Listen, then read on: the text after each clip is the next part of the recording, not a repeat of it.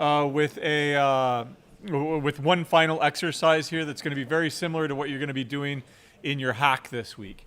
We will be releasing more information on the redo week 5, as well as the exam 1, which is in week 5 on Wednesday after we've had a chance to assign grading for this hack for hack 3 that's due today. Okay, so remember that we are online, so if you have any questions, you can post to Piazza or to the YouTube live stream here.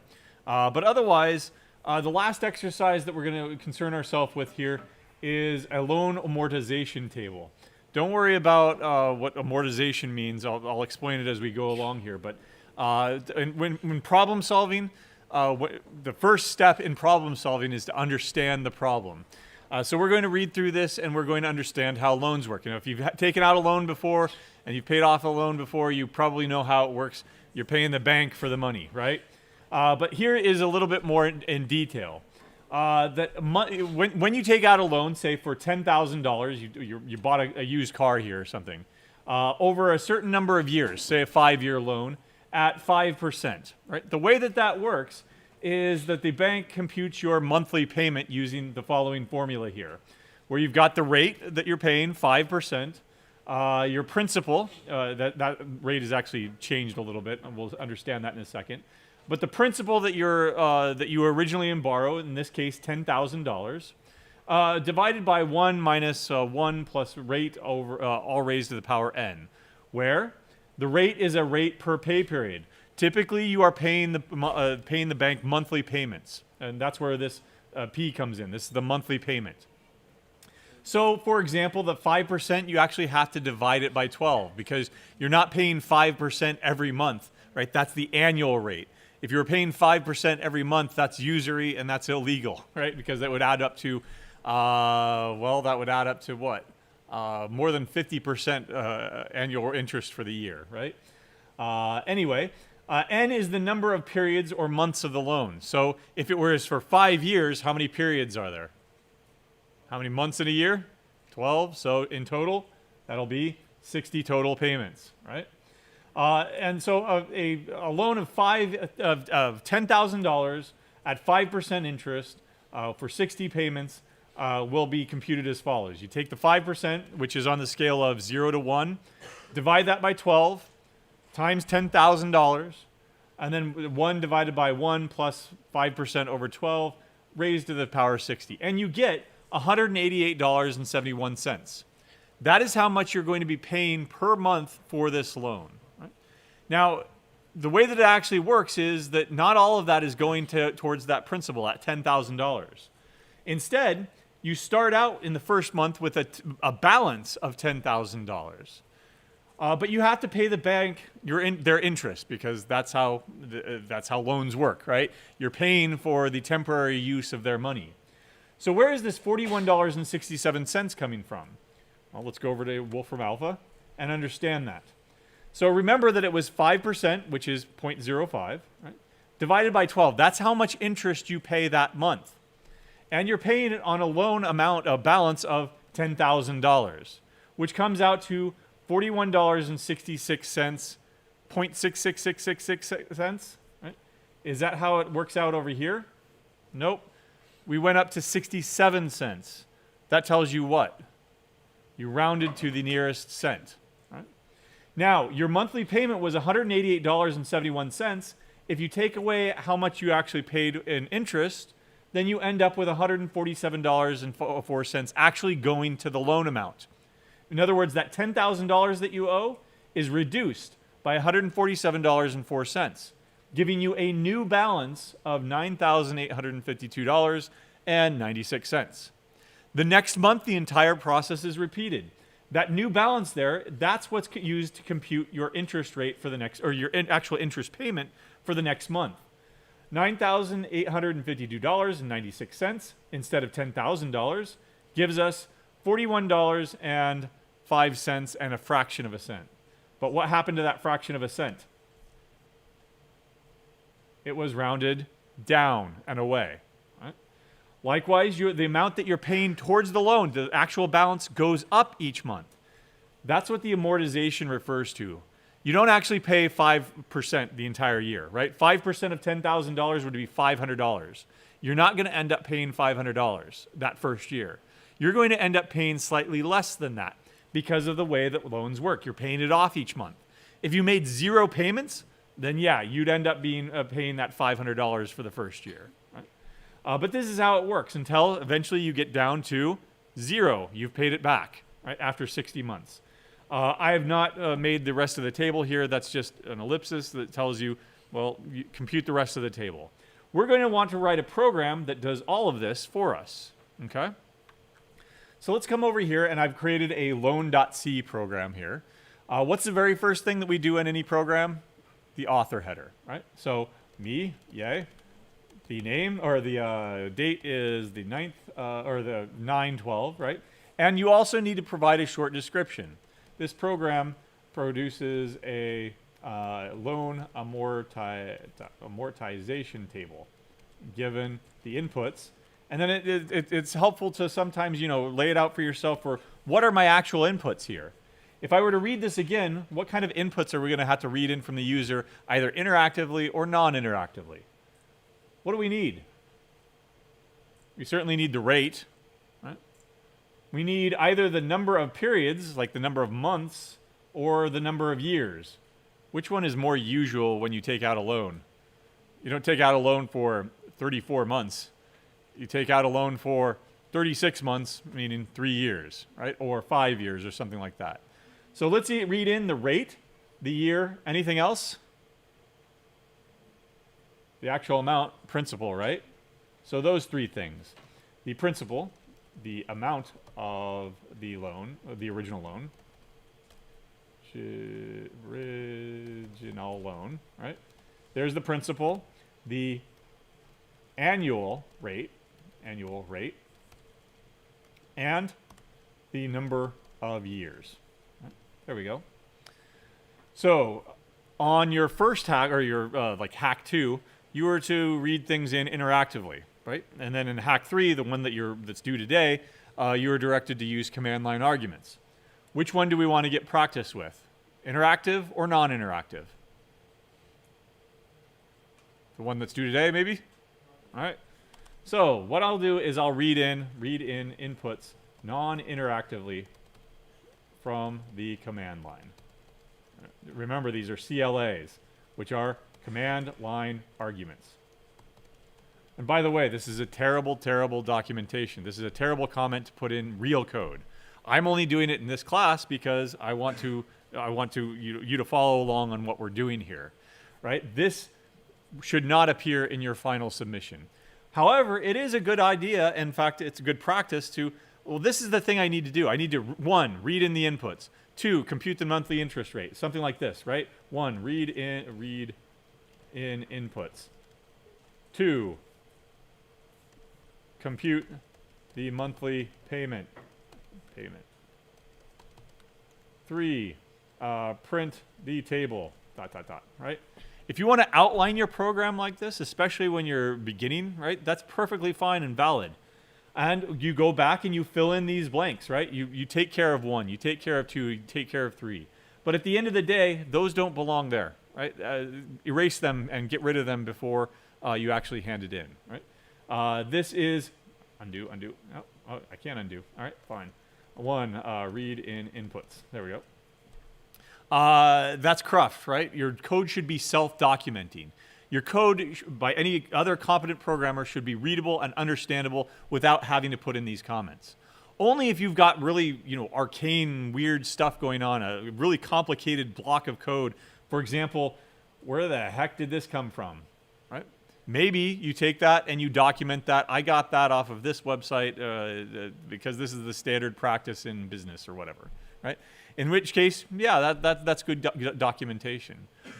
In your last hack, they're probably, other than the author header, we weren't looking for any other documentation, but one piece of documentation would be that really weird formula that you use to actually calculate the distance. If you put in a comment that said, this is the spherical law of cosines, right? That's good documentation because I'm looking at that formula without knowing what that is. What the heck is this, right? If you give it a label, that means that I can go and look that up and see, is it correct? What does that actually do, etc. Right? What are the assumptions of that formula? Right? But in any case, these are bad documentation. This is just an outline. Okay, this is good documentation. Right? It says who wrote this, why did you write it, what's the purpose of this program, what are the inputs that you're reading from the user, etc. Right? So let's read in those inputs. Well, first of all, let's check to see if we have a correct number of inputs. Remember, argc is the number of arguments, the argument count. That's what C is for. If it's not equal to the number we expect, then what could I do?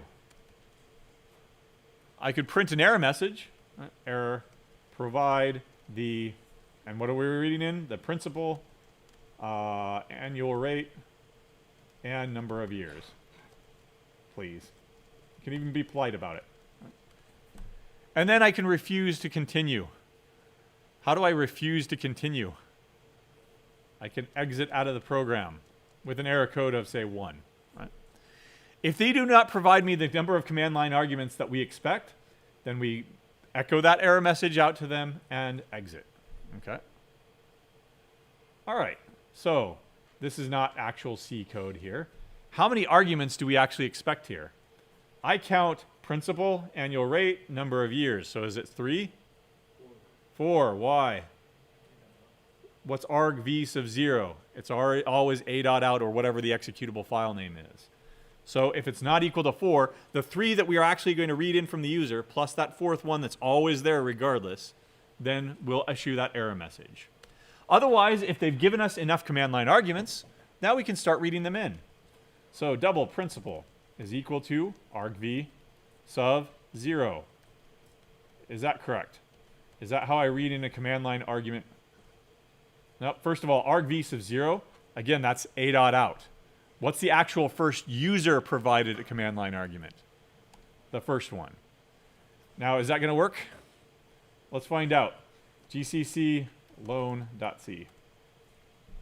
Incompatible types when initialized double to a char star. We haven't learned what char star is yet, but what is it? It's a string.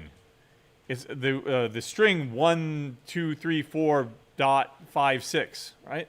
That's not a number. We need to convert that to an actual number. What's the function that we use to do that? Alphanumeric to what? F, floating point number. What's the other one? Alphanumeric to integer, all right? So there's our principal. What was the second one? The annual rate. What kind of variable should that be?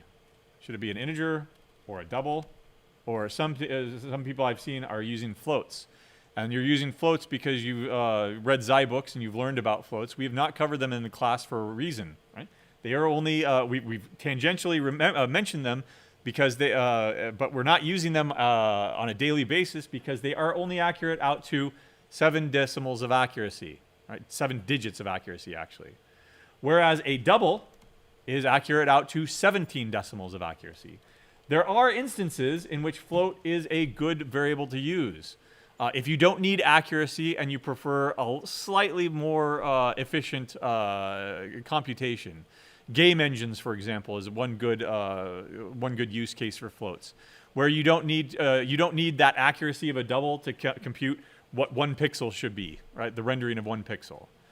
So floats are perfectly fine in that instance. Here, though, we want our numbers to match, so I'm going to use doubles, right? And this I'll call this the rate. A to F of argv. What's the next one? 2. 2 comes after 1. Right? Now, what about years? Right? How many years are in this loan? Is that a double? You could do 3.5-year loan, right? You could do 2.5-year loan, but it's not usual, right? Probably an integer would be better, right? Because that's how loans actually work. You take it out for a full year or something, right? Now, if you have need later on, you find out, oh, well, actually, no, the person that we're building this program for, they actually do want to support loans of 2.5 years or 3.2478 years, whatever that means, right? Then we go back and we refactor it and we change things and we update it. But at this point, it's YAGNI, right? Should we make it into a double? Yagni, you ain't gonna need it, right? We don't need to go that complicated yet. We don't need it until we need it. So Yagni, you ain't gonna need it. Right? Let's go ahead and make it into a simpler integer. Now, can I use A to F? I could, but that's wrong. Right? If I want an alphanumeric string to an integer, what do I use? A to I. Right, there we go. Okay. 2, compute the monthly payment. Oh, actually, like any good programmer, what I'll do is, I don't want to do it right now, but I will go ahead and put in a to do some basic data validation. Right? Example, the annual rate must be between 0 and 1. Right? Otherwise, I guess it could be higher than 1. What would that mean? Now they're paying the mob for loan sharking, right? It could be negative, right? In which case, wow, that's a really great loan. The loan that pays you interest for having taken out money, absolutely do that. That's called a savings account, right? Annual rate must be between 0 and 1. That the principal cannot be negative, right? There's no point in taking out a loan for negative $1,000. That means that you're giving the bank $1,000, right? That's also called a savings account, right? And it's different. The number of years can't be negative, etc. So I'll just go ahead and leave that as a to-do, because like any good programmer, it's got to be done. I just don't want to do it right now. I want to procrastinate it, and that's kind of boilerplate. That's boring code. I'll do that later. But I remind myself that I need to do it. Usually IDEs will actually go out and find all these to-dos in your code and collate an entire task list for you to, these are all the things that you have left to do, right? In fact, some IDEs will even automatically generate these things so that it reminds you, you have to implement this function over here that you created, right? So I'm going to leave it as a to-do later, basic input validation, okay? 2, let's compute the monthly interest. All that means is taking this formula right here and codifying it in C. Right? So what kind of variable should I create here? Probably a double, because we've already seen an example, $188.71. That looks like a double to me. Right? And I'll call it what? X? Yeah, it's monthly payment. Call it what it is. Monthly payment. There we go. All right. And all I need to do is take this formula here and write equivalent C code there. Okay. This is another trick of developers. This is why developers demand like a minimum of 2 screens, right? That you have to have something over here to look at, and while you're coding over here, or you're doing some web-based application or something, so you've got a preview over here and you've got it over here. I myself, when I'm doing presentations like this, I have no less than 1, 2, 3 screens, and in another course, I have 4 screens because I also have my iPad up, right? So the more screens, the better, right? Like you can get the actual, the ideal setup is what? 6 screens, right? And then you get one of those monitor holders that have 6 arms or something, right? 16 by 9, okay. Why? Because of course you need Netflix over here, you need your email over here, you need that over there, you need that over there, etc. Right? It's not all about coding, just the 2 screens for coding, the other screens for everything else. Right? And then you can go really nice, because like a colleague of mine has the curved screen, and it's like 48 inches. Right? Yeah, that's nice. And then get 3 or 4 of those. Anyway, monthly payment is going to be rate times principal divided by 1 minus 1 plus rate, all raised to the negative n. Not C code, is it? Right? So the first problem is keeping your numerator and your denominator separate. Good. The second thing is to make sure that you're doing it correctly. Here's an example. Again, an example is crucial to understanding the problem, because you run through the example like you're doing right now with the cell phone data. Right? We gave you one example, and then we have a bunch more test cases as more examples. We don't actually have the rate. We have the rate divided by 12 because it's a monthly payment It's a monthly rate. Right? So rate divided by 12. Are we going to hit an integer truncation issue here? So rate is a double. 12 is a double. If you want to be really paranoid about it, you can go ahead and make it 12.0 and make them both doubles. But in this case, you don't need to. Only at least one of them needs to be a double to avoid integer truncation. If they were both integers, then we'd be in a problem, right? All right, there's principal. Now make sure that the denominator is all collected proper. There we go. Again, what am I doing to my rate? I need to divide it by 12. That's looking better. Is this valid C right here? No. Not for what we're trying to do. It is valid C in that it's an exclusive bitwise OR operator. Don't worry about that. We're not going to get into what's called bit twiddling in this course. But it will compile, it'll run. Right? It won't give us the answers that we're looking for, though. Right? Oh, and then finally, that's my next problem here. But it did N. But it did not complain about this caret right here. We could just call that the caret. Right? How do I do that? How do I raise x raised to the power y? Power xy? Power, right? Power and pow. Right? Where is that pow function? So pow of x, which is this thing, raised to the power of n. Okay? So where is that thing? It's in the math library. Right? Include the math library.h. Right? Now the other problem here is that, do you see a variable n anywhere here? No. I was being a little bit too strict in my translating actual math into code. In the math world, they use stupid variable names: a, b, c, x, y, z, alpha, beta, epsilon, right? Because pi even is a terrible variable name, right? Because it doesn't actually say that it is the ratio of the circumference to its diameter or whatever, however you interpret it, right? They should have called it ratio to the circumference of diameter or whatever, right? Whatever it is. But for lack of a better word, they just made it pi. Right? We, however, can afford decent variable names. Right? What does n represent? 60. Number of payments. So another way of putting that is months. Right? Number of months. So how do I know how many months I've got on this loan? It's the number of years. Over 12?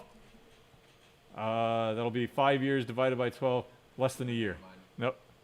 5 times 12. 5 times 12. There we go. 12 months in a year.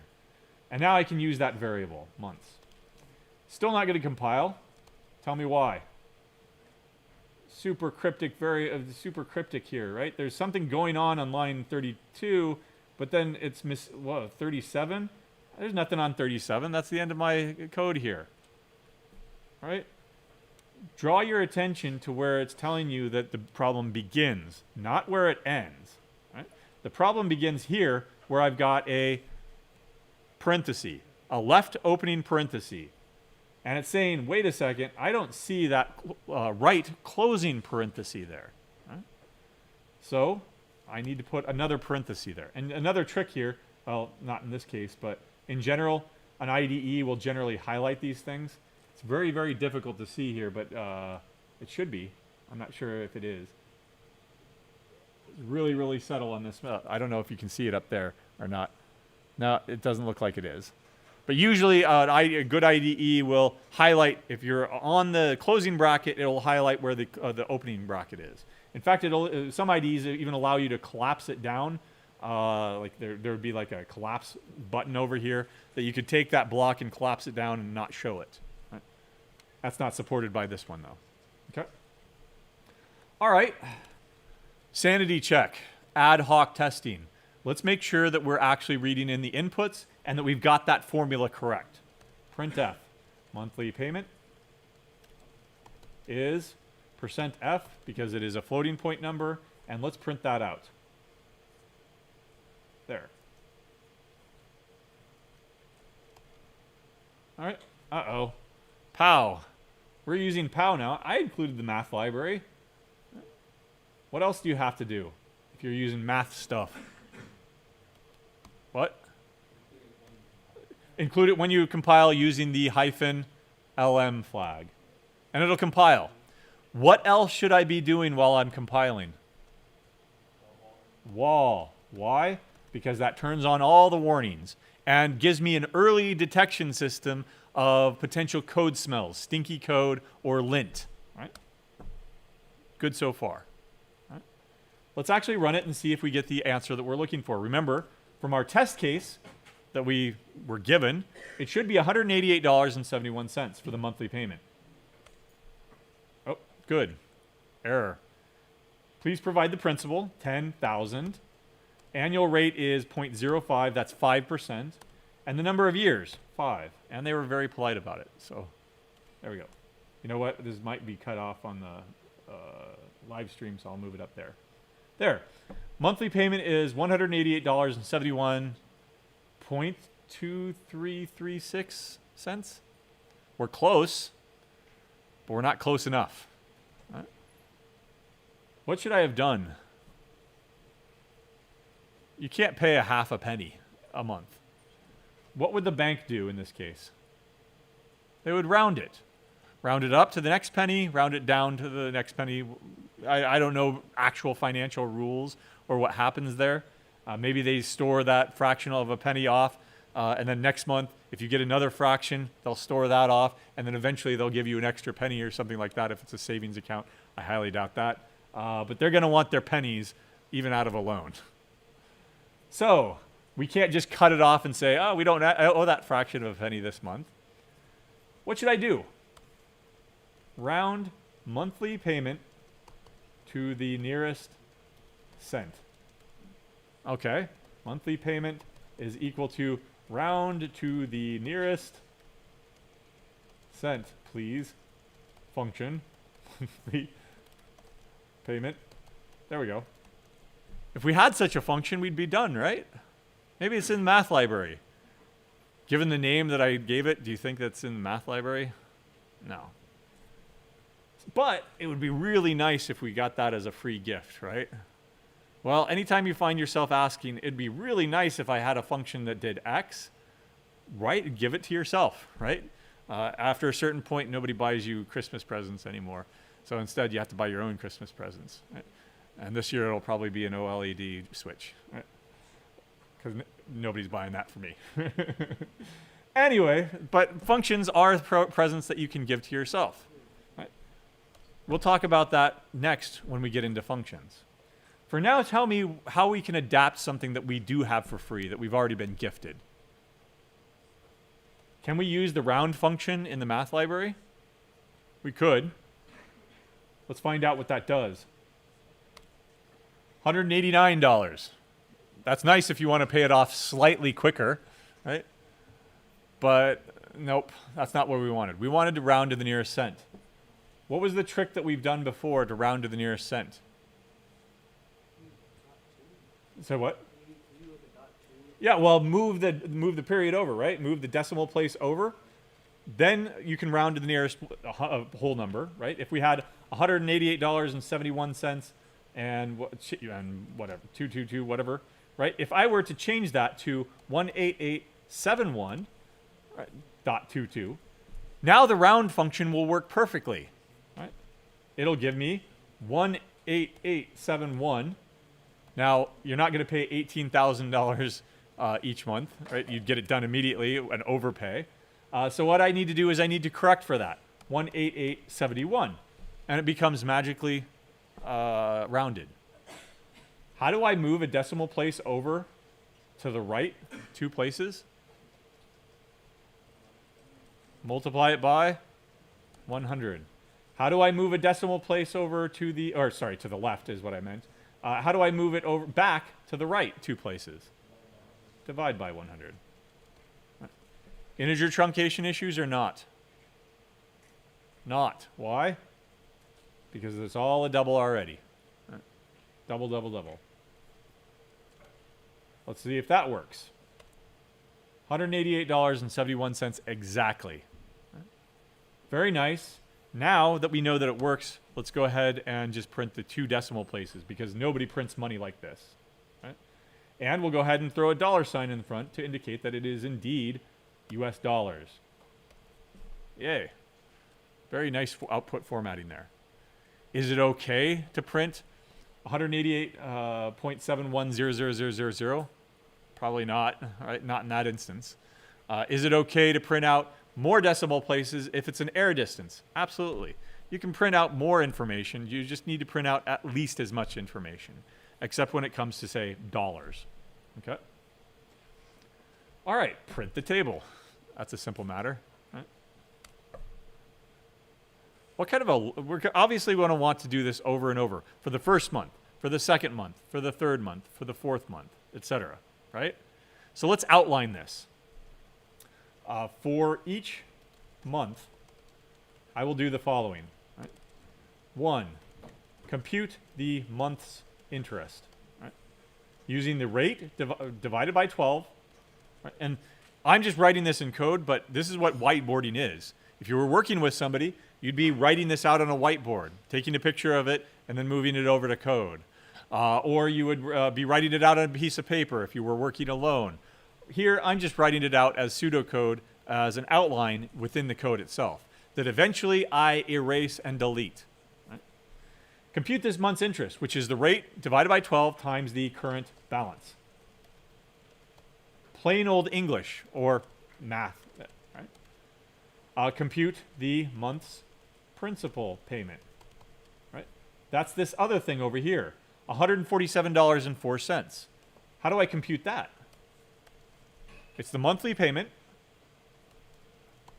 minus the month's interest. Okay. Note to self. Think about rounding to the nearest cent in each step. Right? I'll put that down there. 3. Well, that gives me the month. The current balance, I need to keep track of that somehow. The month's interest rate, the month's principal payment. Now, what is this? That's the new balance. Right? So 3, compute the new balance for next month. The new balance is equal to the old balance minus the principal payment. Right? Now, having outlined this, let's go ahead and codify it. Right? Write code for each one of these things. This is iterative development, right? Write out pseudocode. Fake. When I say pseudocode, pseudo is like fake, right? Fake. I don't know. Like pseudoscience, fake science, right? Not real science. Pseudocode is. I mean, fake science has a bad connotation. You shouldn't listen to fake science. But fake code, perfectly fine. There's no bad connotation there. It's just fake code, right? It's not real code. It's English. It's math. It's whatever, right? It's whatever gets you to explain it to yourself and set it right in your own head. So for each month, hopefully it's implicit in the word that I chose to subconsciously use there. What kind of a loop are we going to want? A for loop. Why did I immediately jump without thinking about it to a for loop?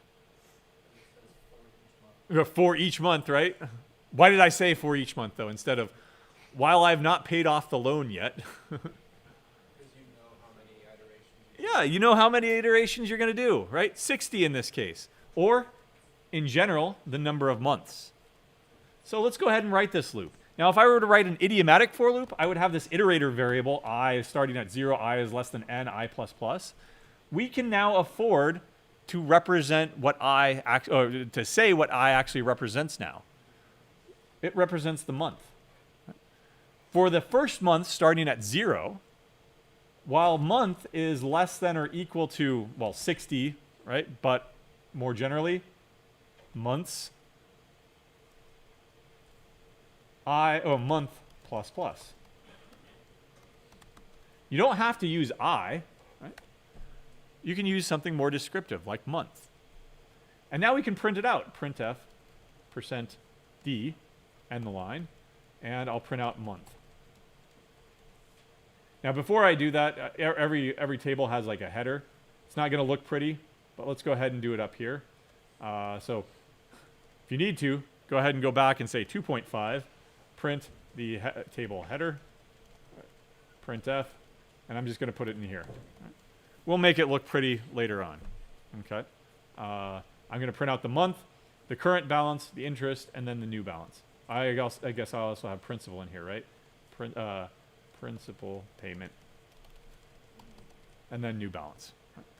Let me go ahead and move those out so that you can kind of see what I'm trying to get at. We're going to print 1, 2, 3, 4, 5 things, just like in this table here.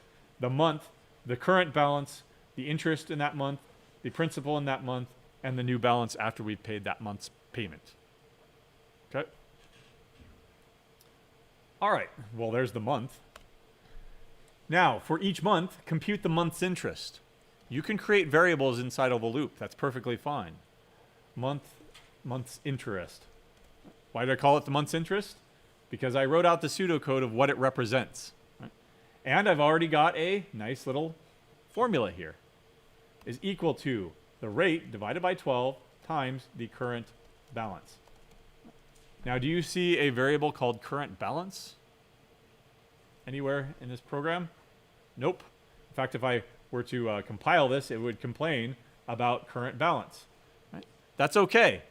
If down here you figure out, oh, okay, I need this other variable up here, then I'll go ahead and put it up here. Double current balance.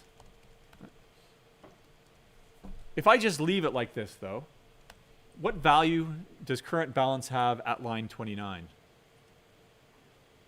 0, probably 99 times out of 100, right? But there's that one time out of 100 that it's not 0, it's what? 1? Okay, it could be 1. Garbage, dead beef, undefined. That's what uninitialized variables are. Right? Let me go ahead and show you that if I compile now, oh, good.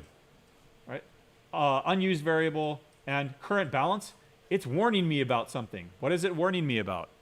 It's an uninitialized variable that I've used here. Right? Actually, it's complaining about month's interest here, but the same complaint about current balance here.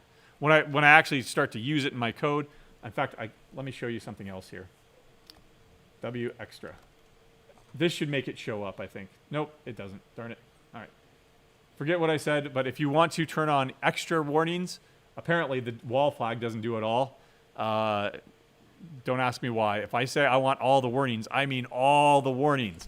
Apparently that's not the case. In some in some distributions, in some configurations, you not only need to say that you want all the warnings, but you need to show that you're actually serious about it and show me the extra ones too. Right? So you can know W extra sometimes will give you warnings that are not necessarily given by W all. Right? Okay. Anyway, in this case though, we have not initialized current balance. What should I initialize it to? What if I initialized it explicitly to 0? Even before I start my loan payments, I don't know anything? Nope. Nope. Yeah. What should it be? Principal. Principal. You start out with owing $10,000. Now, the reason that I had two variables to represent that, and I'm not paying down the principal, is because it's a different concept. There's the original principal amount that you took out as your loan, $10,000. That never changes, right? But the current balance, as you pay it down, does change. Right? Okay? Yep. Well, hopefully the interest goes smaller because you're paying it off, right? So there's our month's interest. What about number 2? Compute the principal payment. Principal payment is equal to the monthly payment minus this month's interest, which I put into this variable right here. Awesome. Let's print those two things out as a sanity check to make sure that at least the first month works. Okay? Percent point to F, or just F, let's say, and percent F, and the month's interest, and the principal payment. There we go. Most of these warnings should go away. Oh, monthly payment. Monthly payment. What did I name it? Monthly payment. Monthly payment. Monthly payment. Oh, month. E payment. There we go. Right. It's really hard to see misspellings, but the compiler will detect them immediately. Right. All right, so when I run this, same as before, 10,000, 5%, 5 years. It's going to go for 60 months, but it's not going to be correct, right? Let's take a look at the first month because that's where we need to start. We're almost there, $41.66.666666. What did we forget to do? Heed our own note to self. We need to round, okay? So let's round that. I could do it on another line, monthly, or month's interest, excuse me. Let's do the same trick as before. Equals round of month's interest times 100 divided by 100. Right? Or I could have done it on the same line. I'm going to do it on the different line because I want to show you that I'm doing two different things. I'm computing the amount and then I'm rounding it. Let's go ahead and check and see if that fixed things to an extent. Now it's $41.67. Going back to my note to self, do I have to round that second number? It seems like it did it for me. Right? Why don't I have to round it? If this number is round, right here, this number is rounded, excuse me, minus this number that's rounded to the nearest cent, then their difference is going to be rounded too. If you really want to, you can go ahead and do it, but it's not necessary in this case. Right? $147.04, that also matches the first month. So let me go ahead and put some dollar signs in front, only print out to the two decimal places, and dollar sign out front. Right? I'm still not getting the first month correct here because I also want to print out the balance and then the new balance. So let's print out the balance. What variable did I use for that? Current balance. Right? And that's going to be another dollar sign, two decimal places. Right? And then I need, as the last one, the new balance. There we go. So let's create that variable.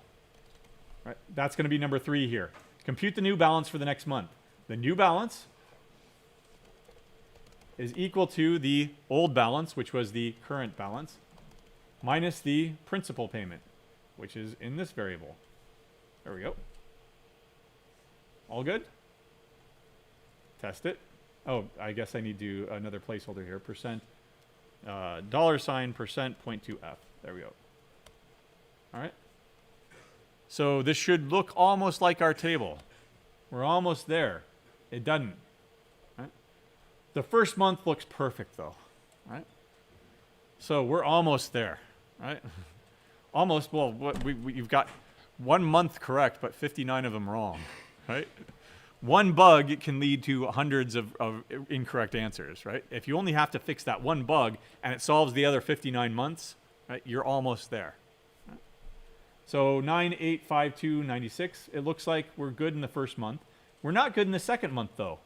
What did I forget to do?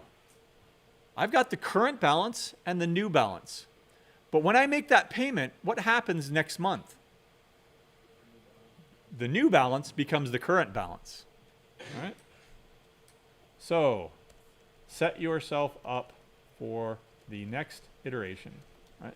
The new balance, or the current balance, should become the new balance. Right, ...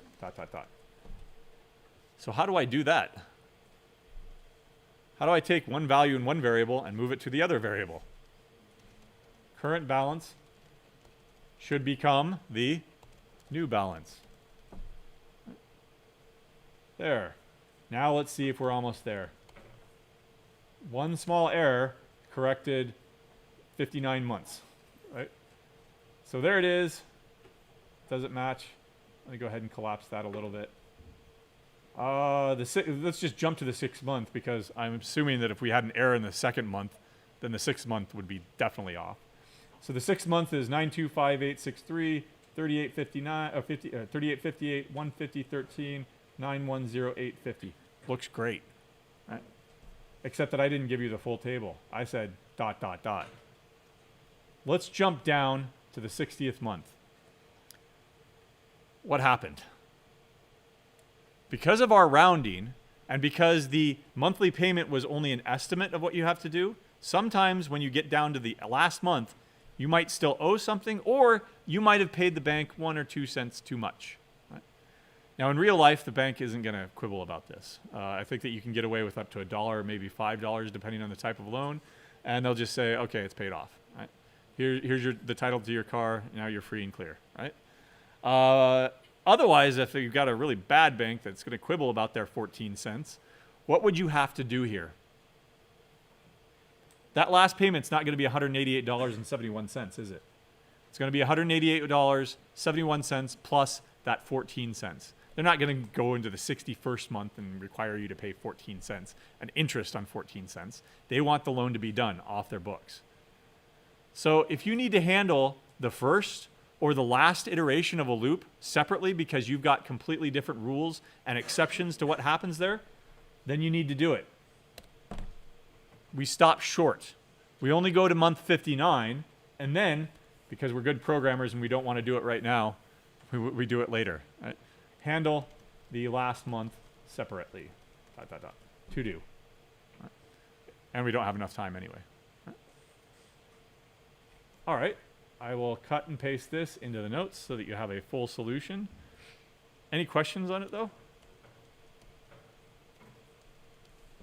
Remember that it's not complete. We have a to-do. What else should I do? I should go throughout this and erase stuff. Right? The other thing I want to draw your attention to was the fact that, hey, I really, really, really want that round descents function. Or, you know what? This is complicated. Computing a monthly payment, that's a big, giant formula. What if I were to put that into a function in the math library? Or maybe it's a function in the math library. Is it? No. But we could put that math function into our own math library, our own finance library of some sort. And that's what we're going to start on Wednesday. Writing our own functions so that we can reuse them over and over and over again. All right.